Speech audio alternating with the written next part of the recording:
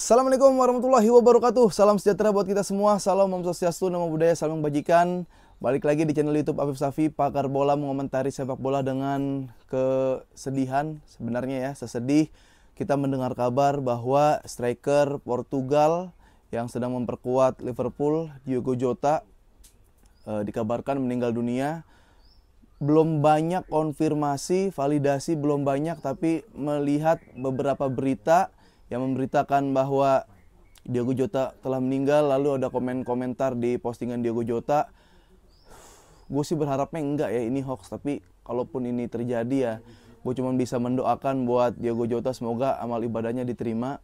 Terima kasih sudah memperlihatkan permainan yang sangat berkualitas. Menurut gue Diogo Jota ini salah satu striker terbaik juga ya di Liverpool, walaupun super sub tapi dia benar-benar super. Kalau jadi starting line up juga orang tipikal yang ketika dikasih kesempatan langsung dimanfaatkan gitu. Ada di Diogo Jota dan sangat disayangkan. Gue sedih sih karena Diogo Jota melihat skuad Portugal sekarang. Menurut gue Portugal yang sekarang tuh adalah negara favorit kandidat peraih World Cup ya 2026. Dengan skuad mentereng, banyak nama-nama besar, tapi sangat disayangkan Diogo Jota tidak tidak ikut serta gitu karena meninggal dunia. Yang terbaik lah ya buat Diogo Jota. Setiap ada pemain bola meninggal sih sedih gue. Kalau memang karena kecelakaan berarti kayak ada Jose Antonio Reyes dulu, main Sevilla, Atletico, Arsenal, sedih lah pasti kalau ada kepergian, apalagi meninggal itu sedih lah pasti. Teman-teman, hari ini gue akan membahas seputar sepak bola tentunya, yaitu ada ini yang debatable banget. Gue juga minta pendapat kalian ya. Gue akan bahas ada striker Real Madrid yang bernama Gonzalo Garcia ya, yang sangat brilian di penampilannya di pramusim ini. Lalu juga ada salah satu media yang bilang ini adalah pemain yang besar tanpa dibesar-besarkan media. Beda dengan pemain-pemain lain yang dibesar-besarkan media. Ya, nanti gua akan ulas di situ seperti apa Gonzalo Garcia. Lalu juga sepertinya Lamine Yamal nih udah ada gimmick-gimmick untuk menjembatani bahwa menjadi bridge kalau Yamal nanti bakal menggunakan nomor punggung 10. Lalu ini penting juga ya, Barcelona kan hampir lagi dikonfirmasi sudah boleh menerapkan sistem 1:1. Apa itu sistem 1:1? Nanti gue jelasin. Mungkin kalian udah ada yang ngerti dan bahkan kalian ada yang lebih ngerti. Cuma gue mau mencoba menjelaskan sesuai apa yang gue tahu gitu. Siapa tahu ada yang belum tahu juga apa itu 1:1. Lalu juga Barcelona dikabarkan serius untuk meminang Dumfries. Nah, seperti apa Dumfries nih? Karena klausul pelepasan Dumfries itu hanya 25 juta. Pas gak nih kalau Dumfries ke Barcelona? Mau gak Dumfries ke Barcelona? Kira-kira masuk gak dengan sistem yang sudah berjalan di Barcelona? Tapi sebelumnya gue mau absen-absen dulu kalian dimanapun kalian berada. Gue mau doain kalian di seluruh Indonesia dari Sabang sampai Merauke. Semoga semua dalam keadaan sehat walafiat. Yang lagi sakit semoga diangkat penyakitnya. Yang belum kerja segera mendapatkan pekerjaan. Dan yang lagi sekolah atau kuliah moga dapat nilai yang bagus sehingga diterima di universitas atau kantor yang kalian inginkan. Yang di luar Indonesia juga semoga semua dalam keadaan sehat walafiat. Oke, kita mulai dari yang pertama. Gonzalo Garcia. Nah ini ya, Gonzalo Garcia itu udah hampir tiap match itu mencetak gol ya. Dia bersama Real Madrid, karena di Real Madrid dia menggantikan posisi Mbappe. Tapi ketika dia masuk menggantikan posisi Mbappe, lalu dia bisa tampil dengan optimal. Nah, tapi ada media yang bilang ini adalah pemain besar, bukan pemain yang dibesar-besarkan media. Keren gini ya. Kalau menurut gue nih, silahkan dibantah ya. Kalau tuduhan lu adalah Lamine Yamal dibesar-besarkan media, gue sekali lagi mengatakan, bahkan media pun belum cukup besar untuk membawa nama Yamal. Ya gue bukan Yamaldisme banget nih. Apa sih yang fans Yamal garis keras? Enggak, gue lebih suka Pedri bahkan ketimbang Yamal. Tapi kalau tuduhan itu adalah bentuk sarkas untuk Lamine Yamal, gampang banget balikinnya. Udah dapat apa aja Gonzalo Garcia gitu. Yamal nih udah dapat Copa Trophy, dapat Golden Boy, pemain muda terbaik di Euro gitu kan, tulang punggung Spanyol juga. di Barcelona treble winner walaupun domestik, ya di mana piala, ya banyak peraihan secara Yamal bisa main kolektif, Yamal bisa menggendong tim, Yamal bisa bermain individu. Jadi kalau tuduhannya ke Yamal, orang yang dibesar-besarkan media, gue ngerasa ya medianya aja yang pengen manjat ke Yamal gitu. Nah kalau siapakah pemain yang dibesar-besarkan media? Ya Garnacho kalau menurut gue. Ya main biasa aja, IQ football juga banyak fans MU yang nggak terlalu suka, visinya nggak kelihatan, main bola ya jago aja dia, gocek sini itu bisa, tendang salto bisa, cuma efektif gak? Keuntungannya apa buat tim? Apa yang dilakukan setelah gocek 1-2 orang? Belum tahu. Nah itu kalau orang yang dibesar-besarkan media ya Garnacho. Kalau Gonzalo, gue pribadi dia pemain bagus ya, dia menggantikan Mbappe di pramusim. Lalu tampil optimal, mencetak gol. Berapa ya? 3 gol sudah dilesatkan oleh Gonzalo Garcia. Gue bilang, dia bukan pemain jelek, dia pemain bagus. Ya, tapi ya biar bagaimanapun, kalau memang mau dibilang pemain bagus, pemain yang berkelas, bukan cuma jago doang, pembuktiannya harus banyak. Ya, jam terbangnya harus banyak. Karena gue ngerasa kalau turnamen pramusim, tekanannya tuh beda sama liga domestik, sama tekanan liga masing-masing itu beda ya, dan juga belum tentu tim lawan serius. Itu memang kalau international break, jeda internasional tuh, apalagi turnamen pramusim, ya pasti ada klub yang serius pengen dapat duitnya. Untuk klub-klub yang kurang mentereng ya uangnya lumayan gitu. Cuman buat klub-klub Eropa kayak gue pengen sebenarnya liburan, gue sapi perah apa gue kuda apa gimana nih. Masih ada yang kayak gitu ya. Jadi gue ngerasa tekanannya itu tidak setinggi ketika sudah mulai masuk ke La Liga, udah mulai masuk ke Liga Inggris, masuk Liga Champions, apalagi enggak. Karena ini pramusim, ingat pramusim, penonton juga nggak full, euforia juga biasa aja. Ya kalau dibilang pemain bagus, cuma masih butuh pembuktian. Kalau dibilang wonderkid juga, ini usianya juga udah 21 tahun. Gitu. Nah, kenapa gue bisa bilang kayak gitu butuh pembuktian? Karena banyak orang-orang yang tampil sangat dominan, militansi yang luar biasa, sangat optimal ketika di pramusim. Tapi ketika main normal di match-match yang sesungguhnya itu nggak kelihatan. Udah ada. Ya bahkan ada pemain Barcelona juga. Kalau kalian ingat namanya Todibo 2019, keren, duelnya bagus. Ya ini bakal dibilang kayak oke, ini kayak bisa jadi Pique kali ya, bisa jadi Lilian Thuram, tapi nggak bisa apa-apa gitu kan. Terus Carlos Perez juga banyak, Reimanat juga bagus di pramusim, Munir bagus di El Hadadi itu kurang jago apa dia, jago banget di pramusim. Ya terus di La Liga ya segitu ternyata kelihatan pas musuhnya serius. Lucas Silva pemain Madrid itu 2015, wah tenang ya, dia dingin nih, wah ini pengatur tempo gitu kan. Tapi ya biasa. Mariano Diaz bagus di pramusim, cetak gol rajin. Jadi apa Mariano Diaz? Ya di Arsenal, mungkin Liga Inggris, Sanogo main bagus, Reiss Nelson. Ya bahkan di MU ada Adnan Januzaj nggak kepake, Andres Pereira nggak kepake. Jadi ya secara tekanan memang itu belum terlalu besar gitu kan, dan temponya tuh belum optimal kalau turnamen pramusim. Kalau untuk sebagai finish sebagai akhir dari training, good training itu oke. Tapi untuk ngetes banget kemampuannya belum keuji menurut gue. Jadi itu bukan masalah pemain besar terus dan pemain yang dibesar-besarkan media. Enggak, ini memang harus ada pembuktian lagi menurut gue. Gue gak bilang pemain jelek, pemain bagus. Gonzalo Garcia bagus, timingnya bagus, headingnya bagus, bola atasnya ngeri. Itu dia. Oke.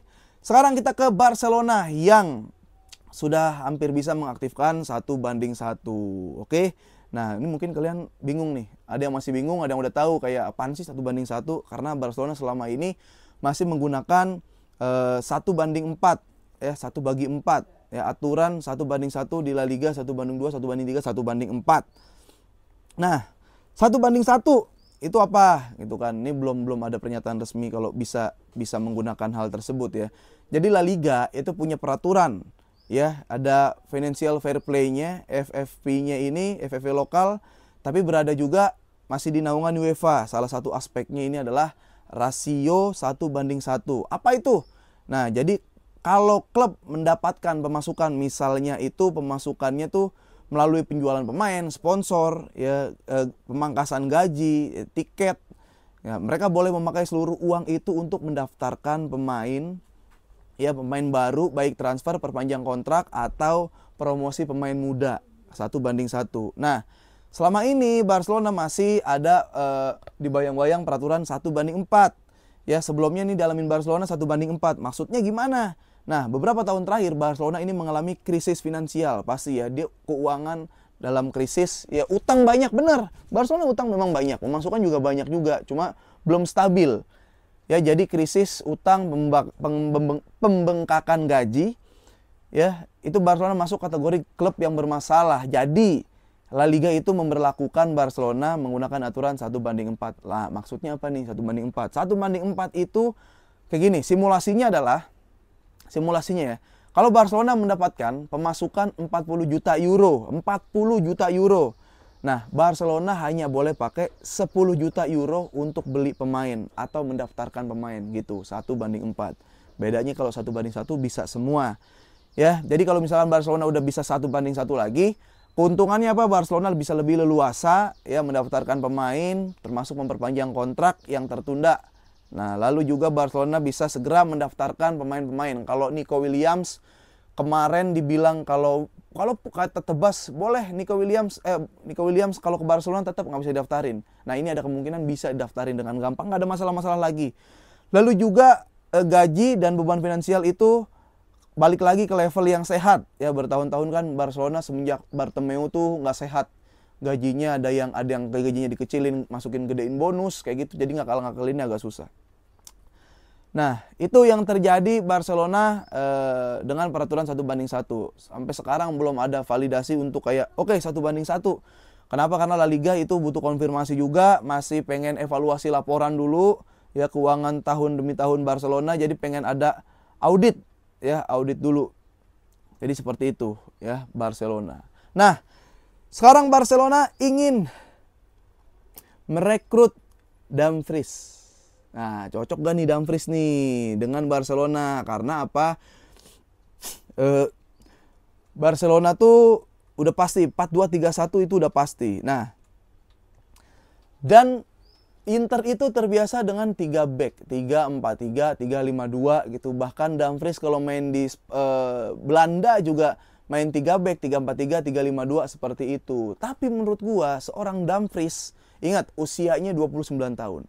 Gue cuma ngerasa saat Barcelona lawan Inter, gue emang agak kurang yakin untuk menang. Kenapa? Internya kan deep juga mainnya.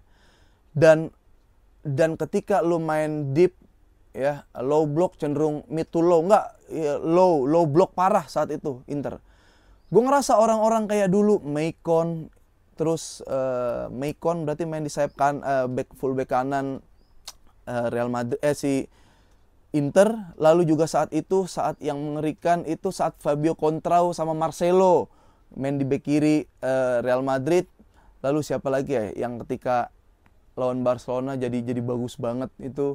Ada beberapa pemain yang sangat terlihat sangat optimal ketika berhadapan dengan Barcelona, dan tim yang diperkuat oleh pemain tersebut bermain low block. Salah satunya orang-orang yang memiliki endurance bagus. Saat itu kayak di Munchen ada tuh siapa ya? Alphonso Davies. Enggak, itu udah oke. Nah, gue bertanya-tanya, Dumfries ini sebenarnya bagus apa enggak sih? Bisa dibilang bek kanan terbaik. Kemarin ada yang bilang gadang-gadang bek kanan terbaik Dumfries. Gue ngelihat kalau Inter mainnya kayak gini, ya dia wajar bisa jago lawan Barcelona. Karena pasti kelemahan Barcelona itu udah dari sayap. Tapi gue ngelihat Dumfries cetak gol juga di Liga Champions. Assist juga. Terus gue lihat lagi, di Inter gimana di Serie A, bagus juga, cetak gol juga. Terus gue lihat lagi di Nation League gimana, Nation League juga bagus. Umur 29, 25 juta, pelepasan klausul, cara bermain endurance-nya bagus, naik turun. Gue ngerasa kalau 25 juta itu worth it buat gantiin atau buat jadi kompetitornya Jules Koundé. Jules Koundé jauh banget sekarang, nggak ada yang ngejar ya. Terlebih kalau di sisi kanan gue masih percaya Koundé ya, karena apa ya, dia kegigihannya ya untuk latihan gitu, yang waktu itu dari bandara sampai training camp aja dia lari, jogging gitu, terus di mana-mana dia jogging, upload story juga, gymnya bagus, dia fitness gymnya bagus. secara endurance udah meningkat. Yang perlu kita ketahui itu bukan posisi asli dari Jules Kounde sebagai bek kanan. Dia main di bek tengah di Sevilla, baru mulai melipir-melipir ke kanan. Setelah itu dia akhirnya jadi bek kanan di Barcelona dan masuk oleh sistem si Hansi Flick. Cocok gak kalau misalkan Dumfries masuk ke Barcelona? Gue ngerasa cocok dan bisa menjadi opsi kalau Barcelona pengen punya plan lain. Karena gue kan udah bilang Barcelona ini punya plan A. Plan A yang mana plan A ini susah dikalahkan. Kemungkinan kemenangan Barcelona pakai plan A itu 60% menang. Tapi kalau plan A ini udah punya antitesisnya, lawannya udah punya antitesis dari plan A Barcelona, Barcelona nggak punya plan lain dan kalah biasanya. Seperti itu. Jadi gimana kalau misalkan kedatangan Dumfries? Gue sepakat kedatangan Dumfries, tapi kalau masih main 4-2-3-1, Kounde masih yang utama. Cuma kalau ada inovasi, karena setiap musim pasti setiap pelatih, setiap taktikal analis itu punya inovasi bagaimana mengembangkan strategi di lapangan, adjustment apa yang harus dilakukan. Gue ngerasa kedatangan Dumfries ini bisa menjadi tambahan amunisi yang oke buat Barcelona. Itu aja ya kira-kira. Ya jadi teman-teman, dan Lamine Yamal, gue nggak tahu Mundo Deportivo udah upload, ada beberapa store yang udah upload jersey Lamine Yamal menggunakan nomor punggung 10. Ya gue ngerasa kayaknya dari setup gimmick yang dilakukan Lamine Yamal nih, kayaknya dia ya yang jadi nomor 10, dan gue juga nggak apa-apa. Saat itu Messi nomor punggung 10, habis Ronaldinho kayaknya di atas 20 tahun ya. Gue nggak tahu kecepatan atau enggak, mudah-mudahan dengan mental yang dimiliki Lamine Yamal, ya dia berani duel, dia berani ketemu pemain-pemain mega bintang. Dan posisi Lamine Yamal sekarang gaji udah tinggi, nomor punggung 10, bisa dia mudah-mudahan gendong atau bisa mempertanggungjawabkan amanah dari kesaktian nomor 10 yang ada di Barcelona selain Ansu Fati. Itu dia. Oke, gitu aja yang bisa gue sampaikan. Mungkin kalau ada yang kurang-kurang bisa silakan di komen. Pertanyaan gue, cocok gak kira-kira Dumfries main di Barcelona? Yamal cocok gak pakai nomor punggung 10? Gonzalo Garcia bakal seperti apa buat kalian menurut pendapat kalian? Dan itu aja, jangan lupa guys, ini gue mau share info penting. Kalian beruntung banget nonton sampai akhir. Gue kasih tahu aja, Oktober gue mau jalan-jalan ke Italia. Ya, ke Como. Gue jalan-jalan ke Italia, ke Como. Gue stadium tour, nonton match Como entah lawan siapa. Ya, ketemu pemain. Berarti kan banyak pemain La Masia, ada Fabregas, ada Pepe Reina udah enggak, berarti di situ ada Alex Faye, ada Sergi Roberto di situ kalau masih akhirnya nanti stay. Terus juga ada pemain Madrid Nico Paz itu di situ, Morata ada di situ juga. Dan ya gue mau ajak kalian, jujur gue mau ajak kalian gimana caranya biar ikut bareng gue. Lu pantengin aja Instagramnya @mysupersoccer ya. Lu ikut yang namanya Super Trip to Como bareng My Super Soccer. Ya lu beli paketnya, paket Super Trip to Como, lu upload, dan kalau bisa di situ nanti ada klasmen, lu harus ada di posisi paling atas. Ya, ada beberapa orang yang dipilih posisi teratas, dipilih bakal kalau nanti dia menang bakal ikut bareng gua dan Bimo ke Italia, Como. Kita jadi bangsawan Italia nanti di sono ya. Ingat caranya, Super Trip to Como, lu pantengin Instagramnya @mysupersoccer ya, lu ikutan Super Trip to Como bareng My Super Soccer, lu beli paket dan lu upload, usahain biar ada terus dan stay terus di puncak klasmen, biar lu ikut ke Como bareng gua dan Bimo. Oke, gitu aja yang bisa gue sampaikan. Jangan lupa nanti nonton terus Dance TV di YouTube Dance TV atau di aplikasi Dance TV. Ada gua sebagai host dan ada bintang tamu yang luar biasa pastinya. Dan juga jangan lupa nonton di tahun ini ada Tiba-Tiba Setan, Sumur Jiwo, dan ada Banyak Anak Banyak Rezeki. Itu aja yang bisa gue sampaikan. Sekali lagi turut berduka atas kepulangannya Diogo Jota, ya salah satu striker terbaik menurut gue. Dan sehat-sehat selalu buat kalian semua.